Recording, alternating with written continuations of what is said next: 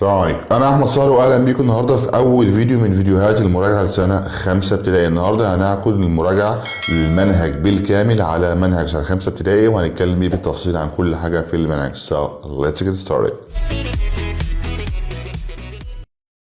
alright، أول حاجة هنتكلم عنها وأول بارت في منهج سنة 5 ابتدائي هنتكلم عن ال conversation time. هنتكلم عن كل المحادثات في ال5 وحدات في المنهج كلها، وهناخد ازاي نسأل السؤال أو نجاوب على السؤال في المحادثات، وازاي ندير محادثة في المواضيع المختلفة في كل واحدة. لو بدأنا بيونت 1 كان عندنا حاجتين بنتكلم فيهم في المحادثات، أو اتعلمنا حاجتين. لو هنسأل عن الوقت نسأل حد الساعة كام، أو نسأله عن الوقت بنقولها what time is it. what time is it. what time is it. طبعا الإجابة بتكون at والساعة clock.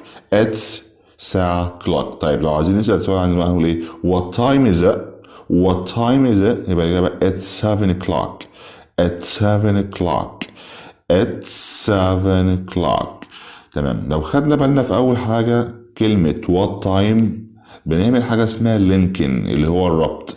بنربط آخر حرف بالحرف الأولاني في الكلمة اللي بعدها، فهنلاقي إن كلمة what بتنتهي بحرف التي، وكلمة time بتبتدي بحرف التي، فالكلمتين نفس الحرف، فإذا بننطقهم كأنهم حرف واحد ومش بننطق اتنين، فنقولها what time. what time. وما بقولش what time، بقول what time.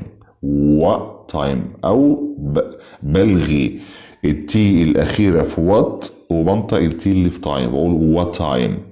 what time. what time is it. تاني حاجة عندنا at 7. الاس في at والاس في 7 نفس الحرف، هننطقهم اس واحدة، فهشيل الاس اللي في at وهنطق بقول at 7. at 7. at 7 o'clock. يبقى عندنا what time is it at 7 o'clock. طيب تاني حاجة لو عايز اسأل على الطعام المعد، لو عايز اقول انت مجهز ايه للوجبة المعينة، مجهز ايه للفطار، مجهز ايه للعشاء، مجهز ايه للغدا، هقول what's for breakfast. what's for breakfast. what's for breakfast. والإجابة we're having، والحاجة اللي هناكلها beans and eggs. we're having beans and eggs. we're having beans and eggs. يبقى لو هسأل على الفطار مثلا بالأخص هقول له أنت مجهز على الفطار what's for breakfast. وطبعا for نطقناها for، والفطار اسمها breakfast. breakfast بنتك على break وبنخطف fast. breakfast. breakfast. والإجابة we are or we're having كذا كذا. we're اللي هي اختصار we are. we're having طبعا منطقش اللي تجيب having. we're having والحاجة اللي هناكلها. يبقى لو عايزين نسأل جاهزين على الفطار what's for breakfast، الإجابة we're having beans and eggs. بالنسبة ليونت 2 للconversation time هنتعلم فيها 3 حاجات. أول حاجة لو هنقترح على حد حاجة أو الاقتراح بنقول let's والمصدر. let's والمصدر. فمثلا عايزين نقول يلا بينا نشرب عصير let's get some juice. let's get some juice. طبعا عندنا كلمة juice بقى بحرف الجي، فبنحط داخل نقولها juice. juice. let's get some juice. ده لو هنقترح على حد حاجة let's والمصدر. طب لو عايزين نسأل على نوع حاجة، السؤال عن نوع شيء معين بنبدأ what kind of والحاجة، وبعد كده فاعل مساعد فاعل، وبعد كده do you want. يبقى what kind of والحاجة اللي هنسأل عليها و do you want. مثلا عايز أسأل عايز نوع عصير ايه، what kind of juice do you want. what kind of juice do you want. تالت حاجة لو عايز إبداء الرغبة في دفع النقاط، لو عايزين نبدأ الرغبة في دفع النفقات، مثلا احنا عازمين حد على حاجة، على أكل أو حاجة نشربها، وانت اللي عايز تدفع وانت اللي عايز تحاسب، فعايز تقول له خليها على حسابي أو عليا، هنقول it's my treat. it's my treat. it's my treat. وطبعا التي ار هنا دايما بينا صوت التش. treat. it's my treat. في يونت 3 عندنا 3 حاجات. لو عايزين نعرض المساعدة على حد، عايز تقول له خليني أساعدك، هنقول let me help you. let me help you. لا طبعا التي في الآخر بقولها فبقولها let me help ال بنفخمها you. let me help you. let me help you. طيب لو الرد عليه طبعا هقول شكرا thanks. thanks. طب لو عايزين نحذر من حاجة، عايزين نقول حذر، عايزين نحذر من حاجة، عايزين نقول خد بالك، هنقول watch out watch out watch out watch out. لو عايزين نطمن على شخص نقول له انت كويس، هنقول are you okay are you okay are you okay، والإجابة I think so I think so. Unit 4 بنتكلم فيها عن مكان وإعطاء الاتجاهات، إزاي نسأل عن مكان حاجة وندي الاتجاهات. أول حاجة I'm looking for the museum is it far. لو عايز أقول حد أنا بدور على المكان الكذا هل هو بعيد؟ I'm looking for the museum is it far. تاني حاجة الإجابة not really. walk 2 blocks turn right it's on the left. يبقى الاتجاهات عايزين نقول خش يمين خش شمال، ده على اليمين ده على الشمال بنقولها. يبقى عايزين نسأل على حاجة I'm looking for، أنا بدور على I'm looking for مثلا المتحف، الشركة الفلانية، المطعم. I'm looking for the restaurant I'm looking for the park is it far، هل هو بعيد؟ هنقول not really مش قوي not really، والإجابة walk 2 blocks يعني امشي عمارتين كمان walk 2 blocks. turn right يعني خش يمين turn left خش شمال it's on the left يعني على الشمال it's on the right على اليمين. يبقى turn right خش يمين turn left خش شمال it's on the right ده على اليمين it's on the left على الشمال. unit 5 بنتكلم فيها السؤال عن الطعام الذي يتناوله شخص. عايز نقول لحد انت بتاكل ايه؟ لو مثلا لو دخلت على حد او رحت لحد لقيته بياكل فبقول له انت بتاكل ايه، عايز اعرف هو بياكل، انا اقول له what are you eating what are you eating what are you eating، انت بتاكل ايه؟ هتقول مثلا I'm eating كذا كذا. يبقى لو عايزين نسأل حد انت بتاكل ايه هنقول له what are you eating what are you eating. طبعا هنا حولنا الته لده عشان بين حرفين متحركين. في what are ضمينا الار على what فبقت التي between 2a فبقت what are، وعندنا eating التي هنا بين الاي والاي فقلنا eating. طبعا اللي تجي في الاخر مش بنطلع نقول what are you eating، هتقول I'm eating fried rice. تاني حاجة لو حد جاي واحنا بناكل ويسأل لنا انتم بناكل ايه فعايزين نقول له طب تعالى اتفضل كل try some تعالى جرب او تعالى اتفضل it's good هنقول try some it's good تعالى جرب ده اكل جميل. واخر حاجه في يونت 6 لو عايزين نسال على الماده الدراسيه المفضله، لو عايز اسال حد عايز اقول له مادتك الدراسيه المفضله وبتحب ماده ايه هقول له what's your favorite subject. إجابة هنقول I like واللي أنا بحبه I like math I like science I like English it's funny. طبعا احنا قلنا what's your ليه؟ لأن هنربط لينكين بين الاس واليو، فلو لقينا الاس بتعمل صوت الس what's ووراها واي بنعمل بينهم صوت التش هقولها what's your favorite subject. تاني حاجة لو عايز اسأل على مكان معين، عايز اسأل عن مكان حاجة where is the library فين المكتبة where is the library. عايز اسأل عن المطعم where is the restaurant عايز اسأل عن الصيدلية where is the pharmacy يبقى where is the والمكان. والإجابة بقول مثلا الاتجاهات امشي على طول عدي مثلا كذا خش يمين خش شمال. فامشي على طول يعني go straight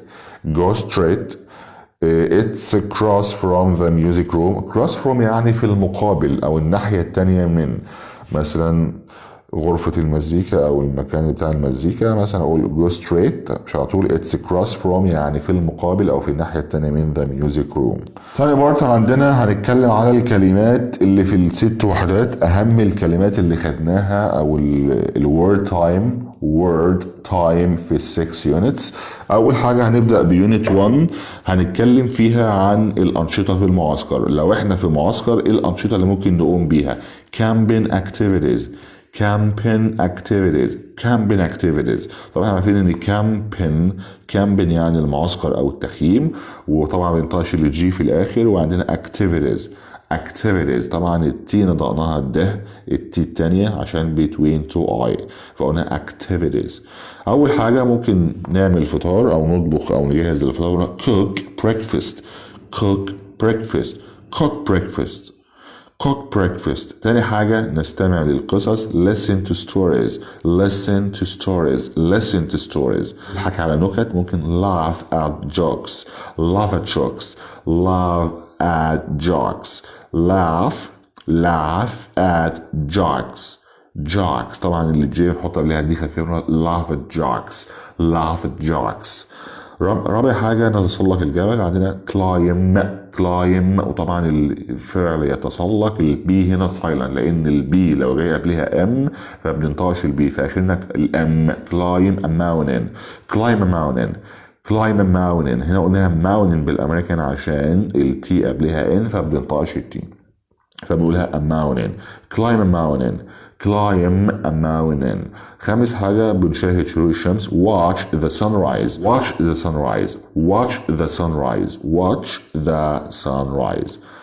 سادس حاجة بنلعب كوتشينة play cards. طبعا هنا البي في play بنقولها ب بنطلع صوت الهواء play. وهنا cars ما اسمهاش كاردس. هنا الار cards. سابع حاجة بنغسل الأواني والحلل wash the pots and pans. آخر حاجة بننظف الخيمة اللي بنكون قاعدين فيها في المعسكر clean the tent. طبعا ما اسمهاش تنت. يونت 2 عندنا الكلمات الخاصة بأنشطة وقت الفراغ leisure activities أنشطة وقت الفراغ. واحنا عندنا وقت فراغ ممكن نعمل ايه؟ أول حاجة عندنا نشرب عصير drink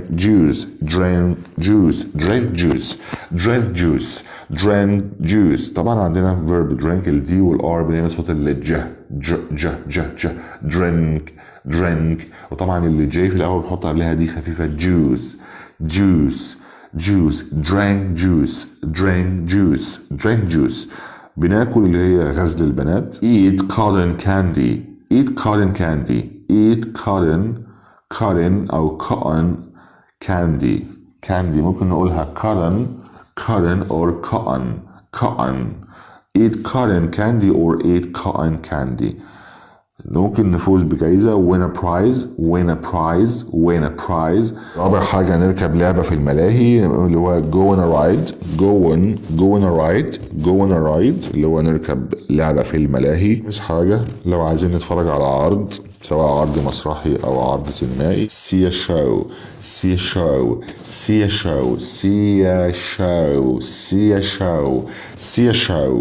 a show. طبعا احنا هنا عندنا see قلنا سيا لان لو هنربط بين حرفين متحركين اللي هو الاي والاي نقولها يا سيا شاو او الدبليو في شاو نقولها شاو. نتغدى have lunch. نشتري تذاكر buy tickets. اخر حاجة نلتقط صور take pictures. طبعا take الفيرب take بنوضح صوت الاي ما بقولش take طالما الكلمة سواء فيرب او نوع بينتهي بحرف الاي وحرف ساكن واي بنقولها صوت الاي take pictures. Unit 3 عندنا الكلمات الخاصة بيونت 3 المهام المنزلية اليومية everyday household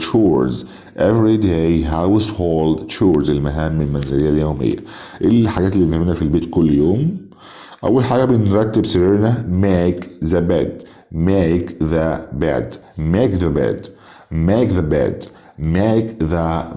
طبعا الإيه اللي بنفتح فيها بنقولها bed. تاني حاجة بنأكل الحيوانات الأليفة زي القطة الكلب العصافير بنقولها مثلا إيه feed the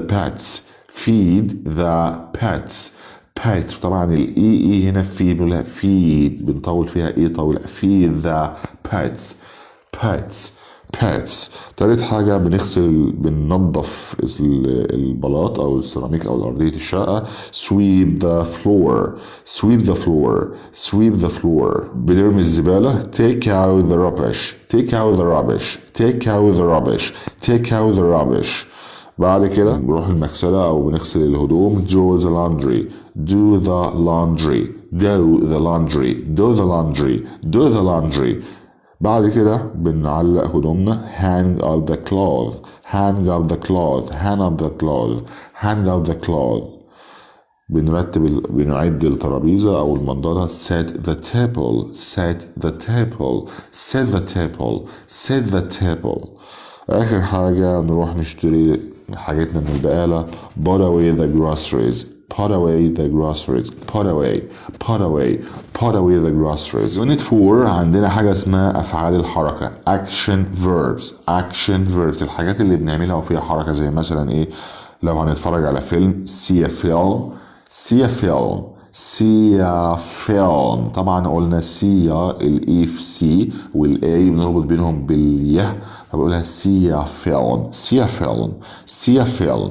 بننزل او بنحمل فيديو download a video download a video download a video. بعد كده لو هركب الاتوبيس ride the bus ride the bus ride the bus. بزور صديق ليا visit a friend visit a friend visit a friend visit a friend visit a friend. طبعا هنا قلنا visit ده لأن التي بقت between الاي والاي فقلنا visit a friend. بشتري ايس كريم buy an ice cream buy an ice cream buy an ice cream buy an ice cream buy an ice cream.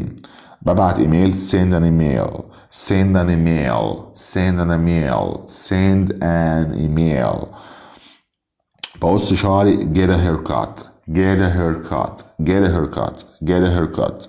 طبعا قلنا get لان طبعا التي لما بربط التي مع الاي بلاقي واحد بين الاي والاي فبحولها لده بقول get a haircut get a haircut. باخد الاتوبيس take a taxi باخد التاكسي او بركب التاكسي take a taxi take a taxi take a taxi take a taxi. alright بالنسبة ليونت 5 عندنا بنتكلم عن الفودز and drinks foods and drinks الأطعمة والمشروبات. زي عندنا مثلا أول حاجة السلطة الخضراء green salad green salad green salad green salad. البطاطس المحمرة أو المقلية French fries أو French fry French fry French fries French fry or French fries. beef البرجر أو البرجر الباري سندوتش يعني بقولها beef burger beef burger beef burger beef burger أو beef burgers. فراخ مشوية barbecued chicken barbecued chicken barbecued chicken barbecued chicken. عصير برتقال orange juice orange juice orange juice orange juice orange juice. والليموناد أو العصير الليمون lemonade lemonade lemonade lemonade. وآخر حاجة مع يونت 6 واللي بتتكلم فيها عن فصول السنة والأنشطة الموسمية. ايه هي فصول السنة وبنعمل فيها ايه؟ seasons and seasonal activities seasons and seasonal activities. طبعا اي كلمة بتنتهي ب زي كلمة season بنقولها بنكسرها بنقولها season season والجمع seasons seasons. والكلمة اللي بتنتهي بالال بنضم فيها زي seasonal seasonal seasonal ما اسمها seasonal seasonal activities. alright عندنا أول حاجة فصل الربيع spring spring ما فيش حاجة اسمها spring ما بننطقش الجي في الآخر وبنعمل صوت الب spring spring.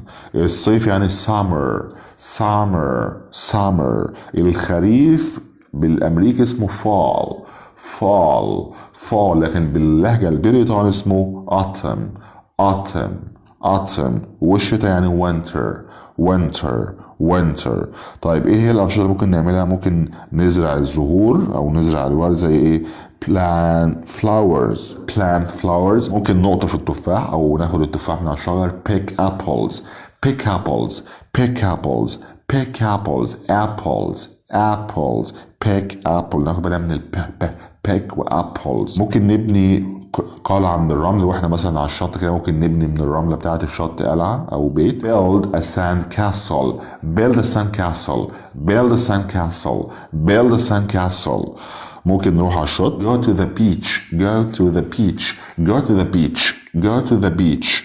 ممكن نلعب بأوراق الشجر play the leaves play the leaves play the leaves play the leaves نلعب بأوراق الشجر. وآخر حاجة نتزحلق على الجليد go skiing go skiing go skiing go skiing. Thank you so much for watching this video. أتمنى يا رب يكون الفيديو الأول من فيديوهات مراجعة سنة 5 ابتدائي واضح مفيد واستفدنا منه. نستعد كويس للامتحان ونذاكر كويس عشان نعرف نجيب الفول مارك ونبقى من المتميزين في مادة اللغة الإنجليزية. Thank you so much. أشوفكم على خير إن شاء الله مع باقي الفيديوهات لمراجعة سنة 5 ابتدائي وباقي المراحل التعليمية. السلام عليكم.